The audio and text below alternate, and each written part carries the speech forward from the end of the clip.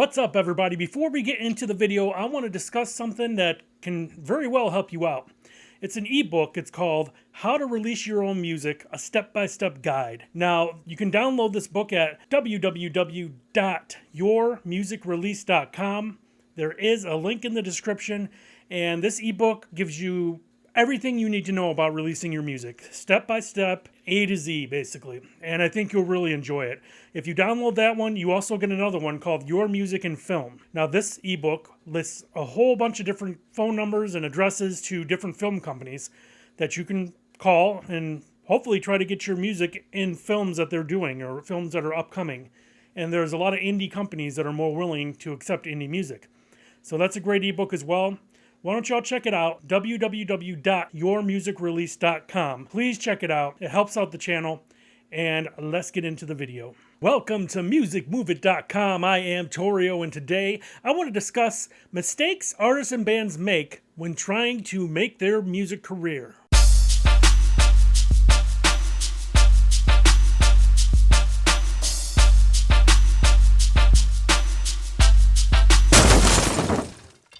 What's up, everybody? So recently I was online and I ran across an article, and it's by a guy named Tom Hess, and it was a great article about mistakes that artists and bands make when they're trying to make a come up in the music industry, basically.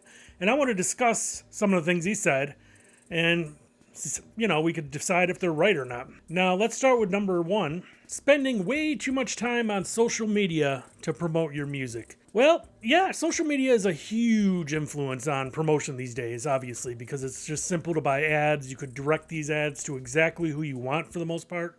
What country, what state, what age, what anything, man, woman, whatever. So, but I guess if you just stick to one platform and just constantly push on that platform, maybe, but if you do it on a bunch of them, it helps. But I guess I see what he's saying, because if you spend too much time on there, not doing shows, just strictly social media, you're repeating the same ad or repeating the same post every day, that could hurt you because people will get sick of seeing it, basically. So I kind of agree with that, but if you do it right, it could make a huge impact on your popularity and building your fan base.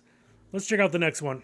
You are not investing enough time to building your music career. Obviously, that can very much hurt your music career. But let's face it, a lot of people have side jobs, full-time jobs even, that they must do in order just to live. And then you're trying to balance a music career. On top of that, it gets difficult, extremely difficult. Not all of us are able to just put all their energy into a music career unless you're extremely well off already. Or maybe if you're young, you can do it. Like if you're still maybe hovering around that 18, a little less than 18, maybe a little older than 18 age range, then you might have time where you don't necessarily have to work yet, you don't have bills to worry about. Yeah, but some of us older folks, it's extremely hard. I used to have to do it when I was trying to build my music career. I was still working, and I was going to college for audio recording and music business, and it was rough. I did it as well as I could, but it was really tough. So that being said, yes, it could hurt you if you don't put all your time and energy into it, but some of us don't have that luxury. So you got to remember that also. You can't just do it all and never sleep. So keep that in mind. It's a thing where you got to balance. Let's check out the next one. You surround yourself with negative people or have a negative team behind you. That is a killer. And that's pretty obvious, because if you have all these friends that are just negative, or they're doing drugs, or they're just low-life type people, and you're hanging around them, that can either slow you down or it could just destroy your career, because professionals that will be around you that are also in the music industry are going to look at the people you're with and be like, I don't really want to book this guy because his entourage sucks. Or, I really don't want to be in the studio with this guy because the people he hangs around with, they leave stuff out, they leave stuff on the floor, they're doing drugs. So think about that too. It could hurt you bad. So I say that one's pretty true. Let's check out the next one. You have mediocre live performing skills. This is extremely true. It happened to me way back when I first started performing and I was trying to get my feet wet, actually doing shows and stuff. And I was able to get on this show. And I remember I thought I did okay. I did my lyrics, no problem, but it wasn't exciting. And I remember I got off stage and this girl I never met came up to me and she said, you need to put some more oomph into your show. You don't look confident up there. Add stuff. Get a DJ, this and that. And that's what I did. I got a DJ. I was more animated in my show and things like that the next time around. But just that one girl who told me that, who I didn't even know, and it made an impact on my live show for sure. You need to make that show exciting so people will remember you. Whether you have background dancers, whether you have a DJ, anything like that helps. And be animated. Don't just walk back and forth. If you're doing singing, move your arms, do whatever you can. Dance if you're that type of artist. Whatever you need to do to make this show exciting so people will remember that song and remember your act. Then they'll come back for more. Let's check out the next one. You don't have enough cash flow or you don't have the budget to release your music. Now, this is another one where some people just can't do it. You're working, you gotta pay for kids maybe, you gotta pay for your lease or your home, everything from electricity to mortgage to car, all that stuff. Some of us just don't have a huge budget. So we gotta understand that. But yes, that will hurt you. But if you save up, or I wouldn't say cut corners, but save up or learn tricks of the trade to kind of get your stuff out there still, yes, that can happen. But it could hurt you for sure. But there's got to be the exception there because some of us just don't have the luxury. So that one's true, but still, you know what I'm saying. Let's check out the next one. You do not have a compelling image that goes with your music. Yes, that will hurt you because then you're all over the place. People won't know what to think. I got over this a billion times. You got to have a nice logo, nice website, have that image that goes with your music. It's just got to be like that. Everything should coincide because it makes everything look more well polished and people won't be sitting there like, I'm confused. What's up with this act? What's up with this artist or band? So I'd say that's pretty true. Let's check out the next one. You do not have enough depth in your music career relationships.